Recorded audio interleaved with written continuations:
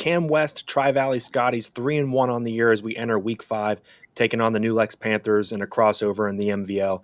And Coach, I appreciate your time as always, man, and tremendous start to the year. And something about your team this year and battling adversity, because I know a couple weeks ago, obviously, during the summer with the loss of Coach Wright, that's just devastating, and it's hard for any team to deal with something like that. But then a couple weeks ago, one of your senior offensive linemen gets into a car accident, Kurt Ross, and then you go up against Clinton-Massie, a powerhouse in the state of Ohio, and you shut him out. It's a pretty inspiring performance. Tell me about this team's ability to handle adversity, because this team has handled more adversity than any other team that I can think of. Yeah, I mean, I think just preaching the right things to the guys, even before any of this stuff happened, kind of the culture that we have here is we try to put our kids in really tough situations all the time.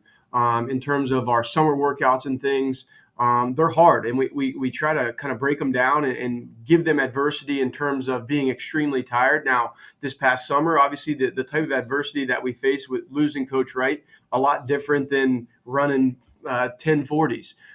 Sure. It was an emotional type of thing that we went through. And like you said, the day before we play Clinton-Massie, Kurt Ross, thank goodness he's okay. He's been back at practice, but he gets in a really serious car accident on his way to practice. So having to deal with all of these emotional things, man, our kids have just handled it so well.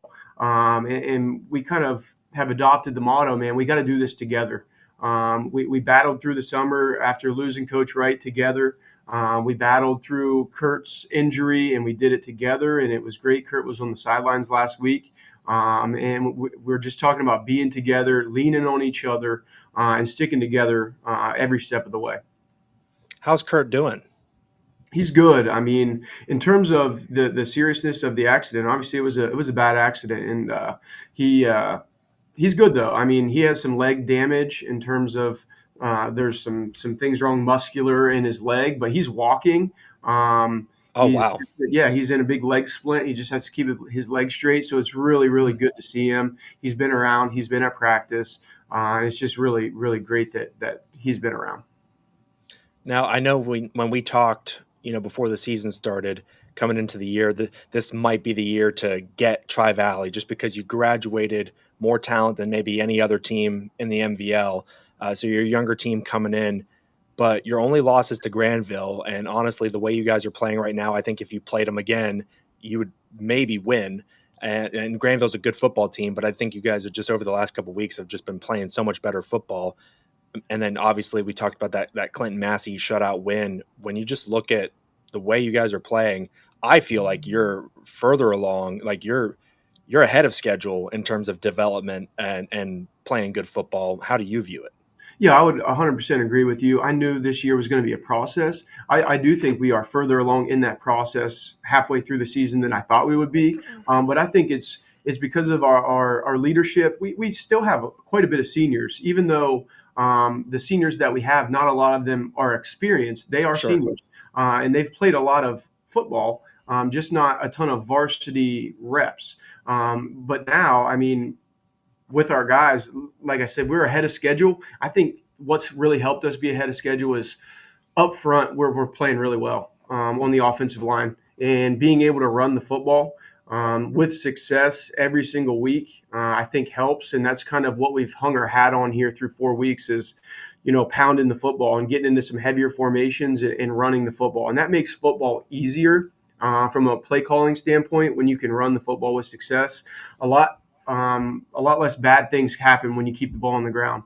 Sure. Turnovers and things can happen when the ball's in the air. So if we can continue to run the ball with success, I think we're going to be fine. I don't think we're playing our best football yet, but we're well on our way to playing our best football late in the season. Yeah. Now, you mentioned the running game, and Leevi Wade has just been a monster. I think he's got 300-yard plus rushing games. He had 268 yards and 4 touchdowns against Clinton-Massie. You're telling me this kid's only 15 years old? Yeah, he can't even drive. Cool. So yeah, he's going to be special. And Levi's a tough kid. He is built like a running back. He's really strong. He's got great vision. And it's a luxury for us to know that he's standing behind Stone, and we can hand him the football. Obviously, we have to get a little bit more creative in terms of formationally and things. So we aren't as predictable, but we want to run the football, and that's known by everyone that's played us, everyone that's watched us. We want to give the ball to Levi. It's no secret. He's a good player, and like I said, he's over 600 yards rushing, I think, through four weeks. So he's well on his way to putting together a really nice season. And I think what helps us for Levi is Levi doesn't have to play defense for us at this point, his sophomore year. Right. So we can.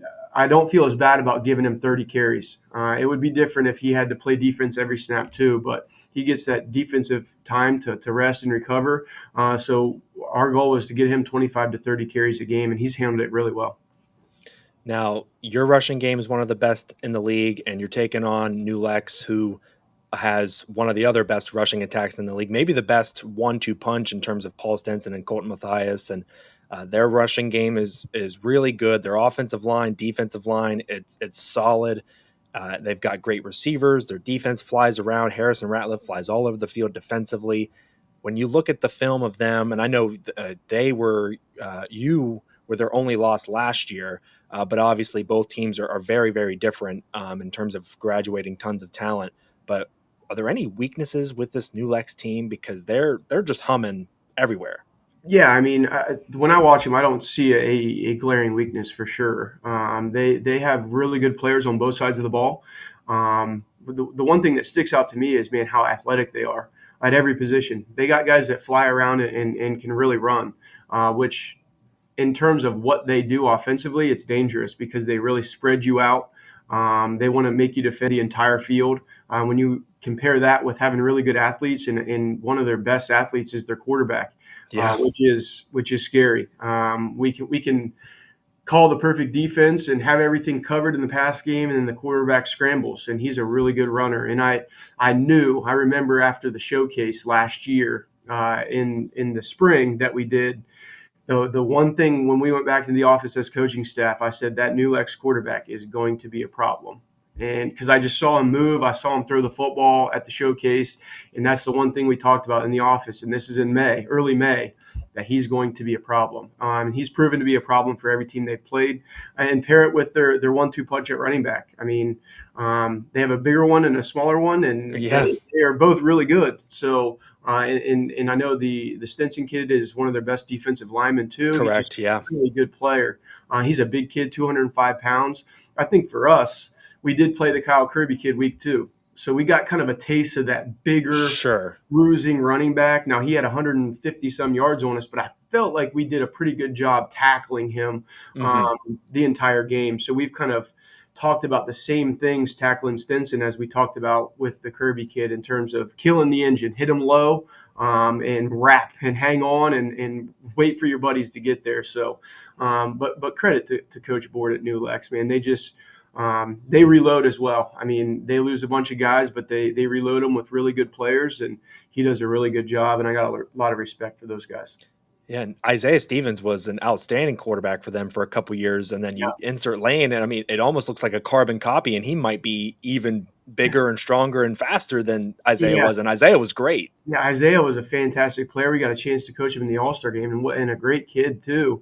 Um, but then we look at the Ratliff kid, and it's like, whew, I don't know who's better. Like they're both just really really good, and um, they both run the ball well, and so it's going to be a challenge.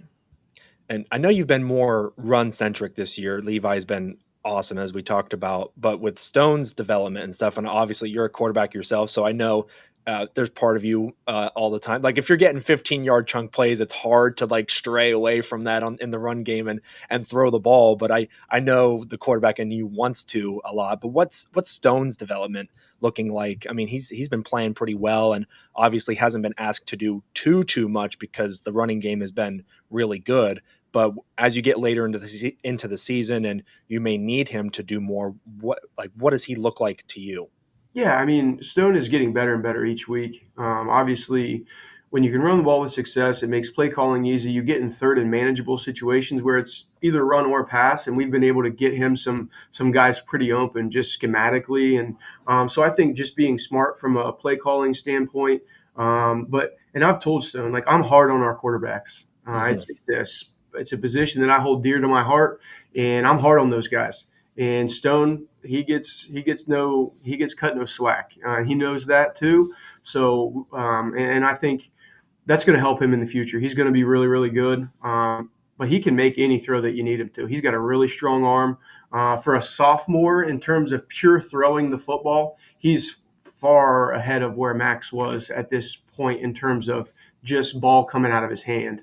Now, I think Stone would agree that he has to understand football a little bit better in terms of decision making and things, but he's done a really good job. And like I said, he's going to be a good player. Well, he's learning from the GOAT. You were the OG back in the day, so I don't know. Coach Buttermore's the GOAT. I'm just going to put that. that's Coach yeah. Buttermore. There we go. That's fair. I think a lot of people would agree with that. But you're one of the GOATs for sure. I But appreciate that. Coach, thanks for hopping on and talking some ball for 10 minutes, man. And best of luck against New Lex. You guys are playing great football. We're excited to watch it on Friday, and I always enjoy talking to you, man. Thanks. I appreciate it. Thank you.